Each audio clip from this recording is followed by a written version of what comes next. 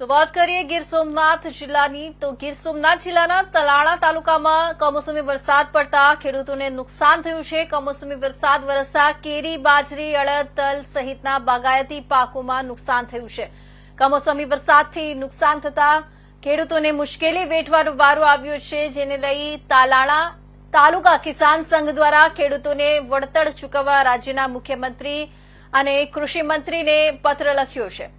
કેસર કેરીના પાક નિષ્ફળ બાબતે અસંખ્ય રજૂઆત બાદ સરકારે કોઈપણ પગલાં ન લીધા હોવાની રાવ ઉઠી છે। ગ્લોબલ વોર્મિંગના કારણે આ વર્ષે કેસર કેરીનું માત્ર 20 થી 25% જ ઉત્પાદન થયું છે, જેમાં પણ કમોસમી વરસાદ પડતા કેસર કેરી ખરી પડી છે। કેસર કેરીનું વર્ષમાં માત્ર એક જ વાર ઉત્પાદન થાય છે, જેને લઈને કેસર કેરી પકવતા ખેડૂતને વર્ષમાં આખું વર્ષ કેવી રીતે પસાર કરવું, જેને લઈને ખેડૂતો ચિંતામાં મુકાયા છે।